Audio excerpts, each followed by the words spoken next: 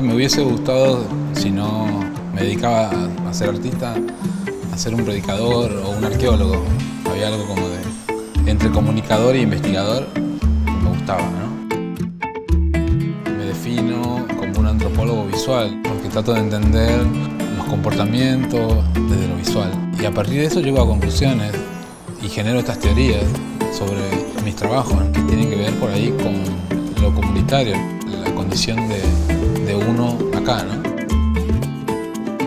Trato de entender las cosas a partir de las formas, ¿no? Los elementos que yo uso, por lo general son bastante sencillos, austeros, también simbólicos.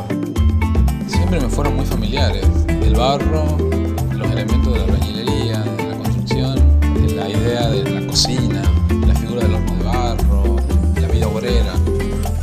Últimamente utilizo mucho el ladrillo y el huevo, dos formas potenciales, una vida y el otro una cultura. Yo no tuve mucha influencia artística en mi casa, así como académica, ¿no? Pero mi familia siempre fue como muy artesana, vinculada mucho a las tareas manuales. Yo tengo un vínculo bastante fuerte con Tucumán, tiene mucha historia, una resistencia indígena de las más fuertes que hubo. Entonces, creo que de alguna manera eso me traspasó, ¿no?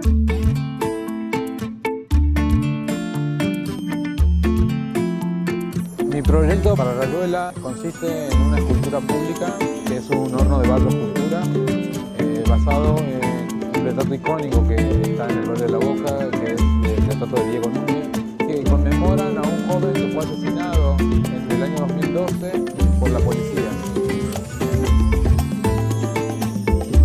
Mi proyecto en general está relacionado con un concepto, ¿no?, que se llama la genealogía de la forma. Es como pensar la historia de la forma. En relación a los museos de arqueología, con la historia de las piezas, ¿no?, el devenir de esos objetos que producían las culturas indígenas, principalmente del noroeste del país. Un concepto también que yo lo manejo que le llamo ingeniería de la necesidad. Se crea a partir de objetos que tienen una utilidad primaria, como por ejemplo una heladera que no sirve, y esa heladera puede funcionar como un armario, como una biblioteca, ¿no? Me impacta mucho eso, ¿no? Finalmente la creatividad como un aspecto que suple una necesidad y que no importan las decisiones estéticas. Además de la formación académica, me atravesó también una formación religiosa, muy vinculada a la idea de lo milagroso, ¿no? Exigirle a los materiales más de lo que el material me puede dar. Y para mí lo vinculaba mucho con la resistencia, con la vida peronista de mi familia, entre la lucha, la cuestión mágica de lo milagroso y el ámbito de la pobreza. Por eso creo que vuelvo a estas formas primitivas de la morfología indígena, además de que yo tengo descendencia indígena, porque me impactan desde ese lugar. Siento que hay una cosmovisión del mundo que tiene que ver con todas estas cosas, ¿no?